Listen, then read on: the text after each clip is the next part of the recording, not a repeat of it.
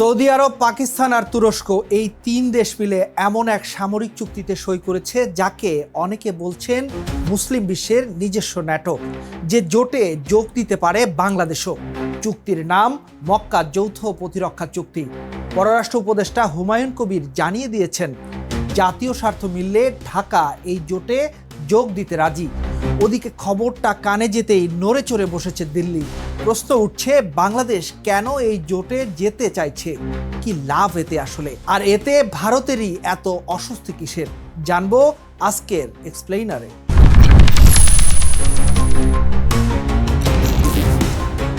ভারতের পররাষ্ট্র মন্ত্রণালয়ের মুখপাত্র রণধীর জয়সওয়াল সরাসরি কিছু বলেননি, শুধু বলেছেন পশ্চিম এশিয়ায় ঘটনাবলী আমরা ঘনিষ্ঠভাবে অনুসরণ করছি।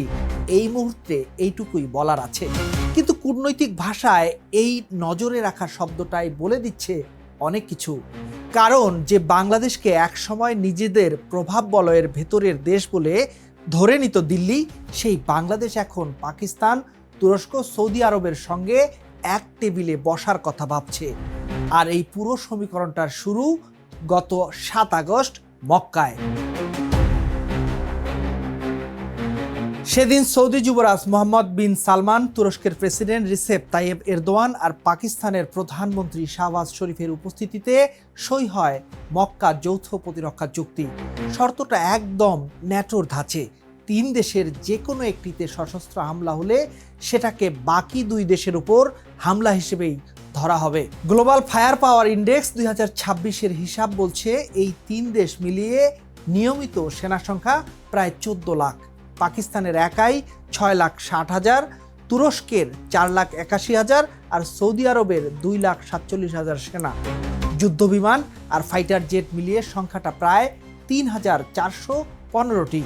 ভারী ট্যাঙ্ক 6,046টি, সাজোয়াজান প্রায় 1,79,000। নৌবাহিনীতে আছে 344টি যুদ্ধজাহাজ, 33টি ফ্রিগেট, 22টি সাবমেরিন। আর পাকিস্তানের হাতে আছে পারমাণবিক বোমা। 3 দেশের সম্মিলিত প্রতিরক্ষা বাজেট বছরে প্রায় $124.4 বিলিয়ন। বিশ্লেষকদের ভাষায় প্রতিটি দেশ একে অপরের অভাব পূরণ করছে। সৌদি আরব দিচ্ছে অর্থ আর বৈশ্বিক প্রভাব, তুরস্ক দিচ্ছে বাইরাক্তার ড্রোন আর ন্যাটো মানের প্রযুক্তি, আর পাকিস্তান দিচ্ছে অভিজ্ঞ সেনাবাহিনী আর সবচেয়ে বড় কথা তাদের পারমাণবিক অস্ত্র। বিশ্লেষকদের মতে এই জোট যদি ঠিকঠাকভাবে কাজ করে তাহলে এই 3 দেশের দিকে চোখ তুলে তাকানোর সাহস কারো হবে না, না যুক্তরাষ্ট্রের না ইসরায়েলের। এই 3টা শক্তির অর্থ, প্রযুক্তি আর পারমাণবিক প্রতিরোধ ক্ষমতা একসঙ্গে জোড়া লাগলে সেটা হয়ে উঠবে বিশ্বের নতুন এক পাওয়ার হাউসে। আর ঠিক এই সমন্বয়টাকেই কোনো পরাশক্তি হালকাভাবে নিতে পারছে না। In the heart of the city rises a destination built for greatness. International Convention City, Bosundhara. Life takes a new course. এবার আসা যাক বাংলাদেশ প্রসঙ্গে। এত বছর ধরে ভূরাজনৈতিকভাবে একমাত্র প্রতিবেশীর ওপর অতিরিক্ত নির্ভরশীল ছিল ঢাকা। মক্কা চুক্তির মতো একটা জোটে যুক্ত হলে আন্তর্জাতিক মঞ্চে দর কষাকষির ক্ষমতা অনেকখানি বাড়বে বলে মনে করছেন কূটনৈতিক পর্যবেক্ষকরা। এর সঙ্গে আছে অর্থনৈতিক হিসাবও। সৌদি আরবের বিপুল অর্থবাজার, তুরস্কের উন্নত সামরিক প্রযুক্তি আর পাকিস্তানের সঙ্গে বাণিজ্য সংযোগ বাড়লে বাংলাদেশের প্রতিরক্ষা আর অর্থনীতি দুটোই শক্তিশালী হতে পারে। আছে প্রবাসী শ্রমিকদের ইস্যুটাও। তৃতীয় একটা হিসাবও কাজ করছে ভেতরে ভেতরে। চীনের সঙ্গে বাংলাদেশের বিনিয়োগ ও কৌশলগত অংশীদারিত্ব ইতোমধ্যে নতুন উচ্চতায়। মক্কা চুক্তির মতো আরেকটা অক্ষের সঙ্গে যুক্ত থাকলে এশিয়ায় একটা স্বাধীন, ভারসাম্যপূর্ণ অবস্থান তৈরি করা সহজ হবে ঢাকার জন্য। তবে লাভের পাশাপাশি ঝুঁকিও আছে কিছুটা। একটা সামরিক জোটে ঢুকলে ভবিষ্যতে অন্য দেশের সঙ্গে সংঘাতে না চাইতেও জড়িয়ে পড়ার সম্ভাবনা তৈরি হয়। ইরানের বিরুদ্ধে এর মধ্যেই যুদ্ধে আছে গোটা মধ্যপ্রাচ্য। সেখানে বাংলাদেশকে ইরানের বিপক্ষেই নামতে হতে পারে। এদিকে এই জোট নিয়ে সবচেয়ে বড় অস্বস্তিতে দিল্লি। অস্বস্তির প্রথম কারণ পাকিস্তান ফ্যাক্টর। ভারতের চিরপ্রতিদ্বন্দ্বী দেশ যখন সৌদি আর তুরস্কের মতো 2 শক্তিশালী রাষ্ট্রকে সঙ্গে নিয়ে একটা আঞ্চলিক জোট গড়ে তোলে, তখনই দিল্লির কপালে চিন্তার ভাঁজ পড়ে।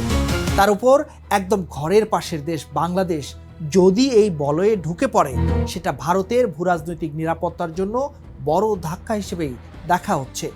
দ্বিতীয় কারণ, ঢাকা দিল্লি সম্পর্কের চলমান টানাপোড়েন।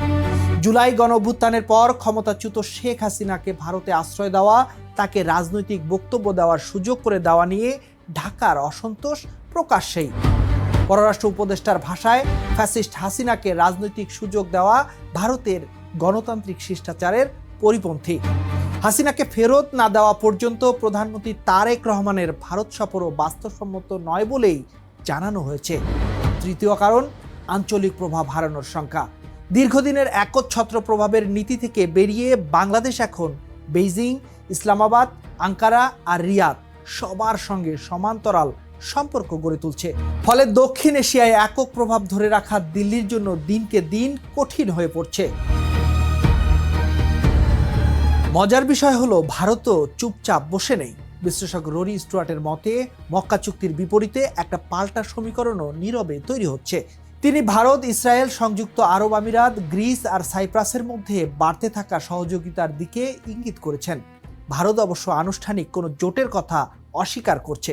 কিন্তু 2023 সালে নরেন্দ্র মোদীর 4 দশকের মধ্যে প্রথম গ্রিস সফর, এ বছরের শুরুতে গ্রিসের প্রধানমন্ত্রীর সঙ্গে বৈঠক, আর জুনে মোদীর সাইপ্রাস সফর, এসব একসঙ্গে দেখলে বোঝা যায় সৌদি আরবের মতো ভারতও দ্রুত বদলাতে থাকা ভূরাজনীতির সঙ্গে নিজেকে মানিয়ে নেওয়ার চেষ্টা করছে। মক্কা চুক্তি শুধু 3টা দেশের কাগজে সই হওয়া একটা সাধারণ দলিল নয়। এর মধ্যে মধ্যপ্রাচ্য থেকে দক্ষিণ এশিয়া পর্যন্ত বিস্তৃত এক নতুন মেরুকরণের সূচনা হয়েছে বলেই মত বিশ্লেষকদের। বাংলাদেশ শেষ পর্যন্ত এই জোটে যোগ দেয় কিনা সেই সিদ্ধান্ত এখনও চূড়ান্ত হয়নি। কিন্তু ঢাকা যে সিদ্ধান্তটা নেবে তা দক্ষিণ এশিয়ার রাজনৈতিক মানচিত্রকেই নতুন করে আঁকতে পারে। আর ঠিক এই কারণেই এই জোট কিভাবে এগোয় তা এখন থেকেই গভীর মনোযোগ দিয়ে পর্যবেক্ষণ করতে হচ্ছে দিল্লিকে।